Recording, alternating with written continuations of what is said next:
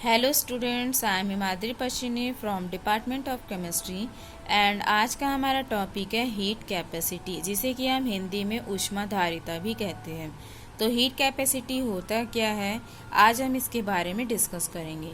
तो सबसे पहले हीट कैपेसिटी मीन्स पदार्थ द्वारा हीट स्टोर करने की क्षमता। ठीक है, हीट कैपेसिटी का मतलब ये है कि किसी भी कंपाउंड के द्वारा कितनी हीट एब्जॉर्ब की जा रही है या फिर स्टोर की जा रही है फॉर द प्रोसेस, या फिर कोई कार्य करने के लिए किसी सिस्टम द्वारा कार्य करने के लिए कितनी हीट एब्जॉर्ब की जा रही है, वो क्या कहलाएगा, हमारा हीट कैपेसिटी कहलाएगा। जब किसी वस्तु को गर्म किया जाता है तो वस्तु में ऊष्मा परिमाण टेम्परेचर के समानुपाती होती है। आप जानते हैं कि जब हम किसी भी कंपाउंड को या किसी रिएक्शन को करने के लिए जब बाहरी सोर्स से हीट प्रोवाइड करवाते हैं तो वस्तु में जो वस्तु में ऊष्मा का जो परिमाण होता है वो टेम्परेचर के डायरेक्टली प्रोपोर्शनल होता है। तो डी क्यू ऊष्मा जो है क्यू से डिनोट करते हैं, तो D Q directly proportional to D T. जब हम ये प्रोपोर्शनल को सॉल्व करेंगे तो D Q is equal to C D T. C जो है वो प्रोपोर्शनल कांस्टेंट है जिसे कि हीट कैपेसिटी कहा जाता है। तो इसे हम दूसरे तरीके से भी लिख सकते हैं, C is equal to D Q upon D T. ये हमारा कॉमन हीट कैपेसिटी का फॉर्मूला है। अब आगे देखिए, किसी पदार्थ की जो ऊष्माधारिता होती है, हीट कैपेसिटी होती है, वो पर डिग्री टेम्परेचर में वृद्धि के लिए रिक्वायर्ड हीट का परिमाण है। मतलब कि जैसे कि 1 डिग्री सेल्सियस टेम्परेचर इंक्रीज करने के लिए जो हीट रिक्वायर्ड होती है, ठीक है, उसे हम क्या कहेंगे, हीट कैपेसिटी कहेंगे। जैसे कि यहाँ पे पदार्थ की मात्रा 1 ग्राम मोल ली जाती है और इस कंडीशन में हीट कैपेसिटी क्या कहलाएगी, मोलर हीट कैपेसिटी कहलाएगी। यदि हमारा कंपाउंड 1 ग्राम मोल है तो उस समय हम उस हीट कैपेसिटी को क्या कहेंगे, मोलर हीट कैपेसिटी कहेंगे। जो हमारी हीट कैपेसिटी की यूनिट होती है वो होती है joule, mole inverse, kelvin inverse और calorie, mole inverse, kelvin inverse होती है। पदार्थ की per unit mass of heat capacity, ठीक है, पर यूनिट मास में जो ऊष्माधारिता होती है उसे हम क्या कहेंगे, स्पेसिफिक हीट कैपेसिटी या फिर स्पेसिफिक हीट कहते हैं, जिसकी यूनिट होती है joule, kilogram inverse, kelvin inverse या फिर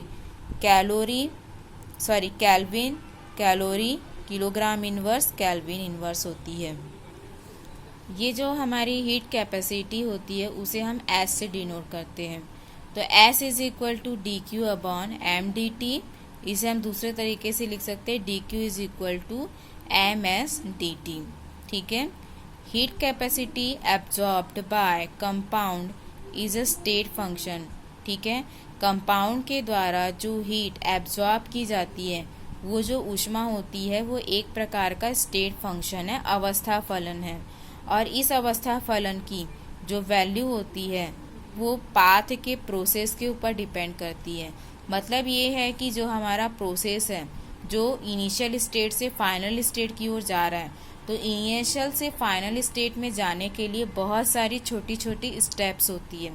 और इनिशियल से फाइनल स्टेट तक जाने के लिए जो हीट रिक्वायर्ड होती है या फिर जो हीट एब्जॉर्ब की जाती है उसकी जो वैल्यू होती है वो उसके पाथ पे डिपेंड करती है, जो कि एक प्रकार का स्टेट फंक्शन होता है। फॉर गैसियस कंपाउंड, यदि हम किसी गैसियस कंपाउंड की बात करें तो हीट कैपेसिटी को हम 2 अवस्थाओं में डिटरमाइन कर सकते हैं। पहला तो एक कांस्टेंट वॉल्यूम में और दूसरा एक कांस्टेंट प्रेशर में। तो यहाँ पे हीट कैपेसिटी जो है फॉर गैसेस के लिए 2 टाइप की होती है, heat capacity at constant volume and heat capacity at constant pressure. तो सबसे पहले हम देखेंगे कि heat capacity at constant volume पर हम कैसे इसे डिटरमाइन कर सकते हैं। तो हीट कैपेसिटी की डेफिनेशन के अनुसार कांस्टेंट वॉल्यूम में क्या हो जाएगा, C V is equal to D Q V upon D T. यहाँ पे वी लिखा गया है, इसका मतलब ये है कि वॉल्यूम यहाँ पे क्या है, कांस्टेंट है। ठीक है, यहाँ डी क्यू वी क्या है, heat absorbed by system at constant volume. System के द्वारा या सिस्टम को कार्य करने के लिए जो हीट एब्जॉर्ब करनी पड़ती है कहाँ कि किस पे, कांस्टेंट वॉल्यूम पे, वो क्या है हमारा dQV होता है। अब इस बारे में क्या लिखा है कि जब गैसियस सिस्टम द्वारा हीट का एब्जॉर्प्शन कांस्टेंट वॉल्यूम पर होता है, मतलब वॉल्यूम में किसी भी प्रकार का परिवर्तन नहीं किया जाएगा, तो गैस द्वारा एब्जॉर्ब्ड हीट टेम्परेचर में वृद्धि के लिए प्रयुक्त होता है, because no work done by gas. ठीक है, इसका मतलब ये है, ये कहना यह चाह रहा है कि किसी गैसियस सिस्टम द्वारा जब हीट एब्जॉर्ब की जाती है, और हीट कब एब्जॉर्ब की जा रही है, जब आपका वॉल्यूम कांस्टेंट है, मतलब वॉल्यूम में कोई भी परिवर्तन नहीं किया जा रहा है, तो गैस के द्वारा जो हीट एब्जॉर्ब हो रही है वो टेम्परेचर में वृद्धि, मतलब टेम्परेचर को इंक्रीज करने के लिए यूज़ हो रही है। हीट हम क्यों प्रोवाइड कर रहे हैं, ताकि टेम्परेचर हम क्या कर सके, इंक्रीज कर सके, लेकिन उसके द्वारा, गैस के द्वारा यहाँ पे कोई भी कार्य नहीं किया जा रहा है। वो ये कह रहा है कि ये आपका कंटेनर है, ठीक है, इस कंटेनर में गैसेस भरी हुई है जिसे हम हीट प्रोवाइड कर रहे हैं। जब हम इसे हीट प्रोवाइड कर रहे हैं तो इस कंटेनर का टेम्परेचर क्या हो रहा है, रेस हो रहा है, लेकिन टेम्परेचर रेस हो रहा है, इसका मतलब ये है कि गैस क्या कर रही है, हीट को एब्जॉर्ब कर रही है।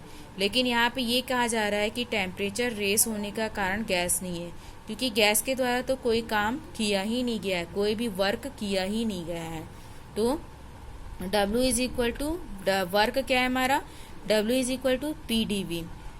वॉल्यूम हमारा कांस्टेंट है, मतलब 0 होगा, तो W is equal to P into 0, W is equal to 0, क्योंकि कहाँ पे गैस के द्वारा कोई भी कार्य नहीं किया जा रहा है। तो फर्स्ट लॉ ऑफ थर्मोडायनेमिक क्या है हमारा, dQ is equal to du plus PdV। यहाँ पे V लिखा गया है क्योंकि हम कांस्टेंट वॉल्यूम की बात कर रहे हैं। तो यहाँ पे देखिए वर्क जो हमारा है 0 है, तो क्या हो जाएगा, dQV is equal to du plus 0, तो dQV is equal to du। ये इसी वैल्यू को हम कहाँ पुट करेंगे, इक्वेशन 4 में पुट करेंगे, जो हमारा हीट कैपेसिटी का फॉर्मूला था। तो क्या हो जाएगा, CV is equal to del U plus upon dTV। इसका मतलब ये है कि जो ऊष्माधारिता होगी कांस्टेंट वॉल्यूम में, टेम्परेचर के सापेक्ष इंटरनल एनर्जी में वृद्धि की दर होगी। तो ये है हमारा कांस्टेंट वॉल्यूम में ऊष्माधारिता का फॉर्मूला। अब दूसरा कॉन्सेप्ट आता है heat capacity at constant pressure.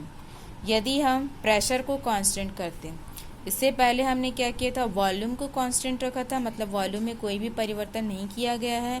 अब यहाँ पे हम उसके प्रेशर को क्या करेंगे, कांस्टेंट करेंगे, मतलब प्रेशर में हम किसी भी प्रकार का परिवर्तन नहीं लाएंगे, तब ऊष्माधारिता क्या होगी। तो वही according to definition of heat capacity constant pressure में क्या हो जाएगा, Cp is equal to dQp upon dP। ऊष्मा कांस्टेंट वॉल्यूम में यहाँ पे V था, अब यहाँ P आया, इसका मतलब प्रेशर क्या है, कांस्टेंट है। dQV क्या है, heat absorb by system at constant pressure. अब यहाँ पे देखिए कांस्टेंट प्रेशर पर ऊष्मा के अवशोषण से, हीट के एब्जॉर्प्शन से अवशोषित ऊष्मा सिस्टम की इंटरनल एनर्जी में वृद्धि एवं कार्य के लिए प्रयुक्त होती है।